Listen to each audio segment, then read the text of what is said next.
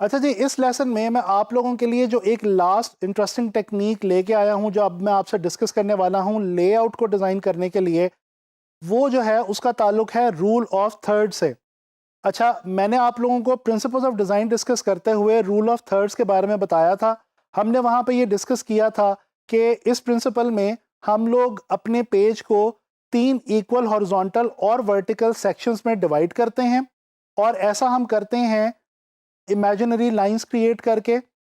और उसके बाद वो जो लाइंस जब एक दूसरे के साथ जहां पे इंटरसेक्ट कर रही होती हैं, उन इंटरसेक्टिंग पॉइंट्स पे या उन लाइंस के साथ हम अपने फोकल एरिया को या अपने फोकल सब्जेक्ट को, यानी जो हमारे डिज़ाइन की मोस्ट इंपॉर्टेंट चीज़ है, उसको हम उन लाइनों के साथ या उस इंटरसेक्शन पॉइंट्स के साथ जो है प्लेस कर देते हैं।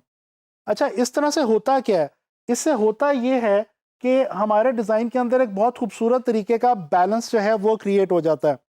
अच्छा, वैसे तो ओवरऑल ग्राफिक डिज़ाइन में इसकी बहुत इंपॉर्टेंस है, लेकिन ख़ास तौर पे लेआउट के हवाले से ये बहुत इंपॉर्टेंट टेक्नीक है।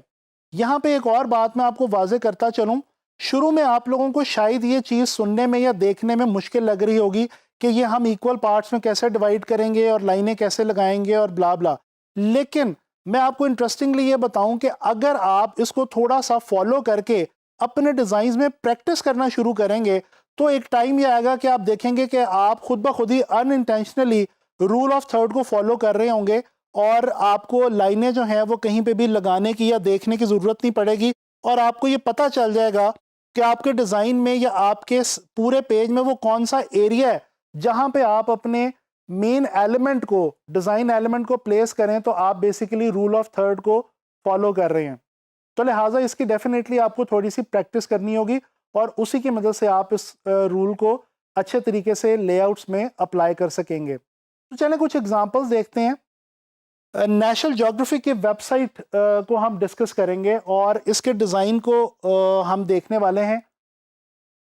इस डिज़ाइन के अंदर अगर हम देखें, तो जो हमारा मेन एलिमेंट है, यानी कि जो जानवर दिखाए गए हैं और जो लैंडस्केप्स के अंदर मोस्ट इंपॉर्टेंट पोर्शंस हैं इमेजेस में, पिक्चर्स में, वो सारे के सारे इंटरसेक्टिंग लाइंस के साथ ही प्लेस किए गए हैं।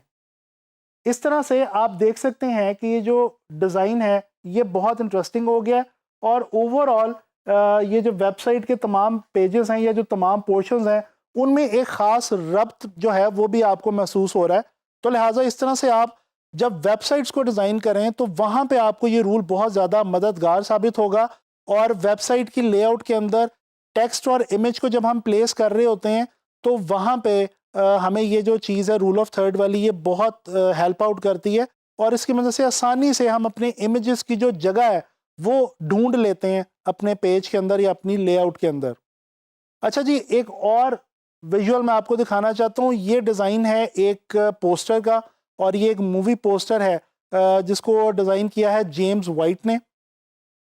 अच्छा, इस डिज़ाइन के अंदर भी अगर आप देखें, तो जो मेन करेक्टर है मूवी का, और जो बेसिकली इस पोस्टर की जान है और इसका जो मोस्ट इम्पॉर्टेंट आइटम है, उसको बेसिकली रूल ऑफ थर्ड को फॉलो करते हुए ही प्लेस किया गया है।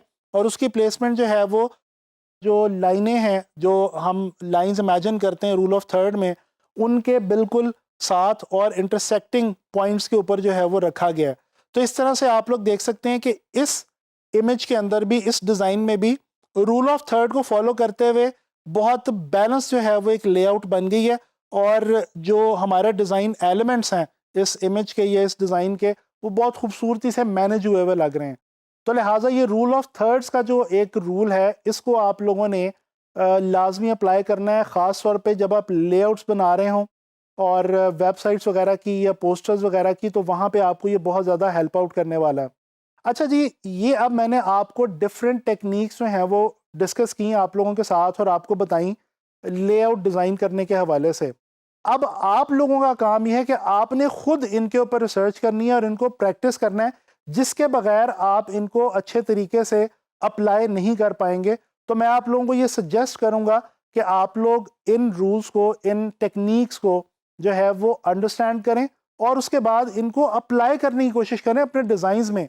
तभी आप लोग इनको जो है वो अच्छे तरीके से समझ पाएंगे। इंशाल्लाह ताला नेक्स्ट लेसन में ग्राफिक डिज़ाइन के हवाले से मज़ीद हम इंटरेस्टिंग चीज़ें जो हैं वो लर्न करेंगे और कुछ चीज़ें जो हैं वो हम प्रैक्टिस भी करेंगे।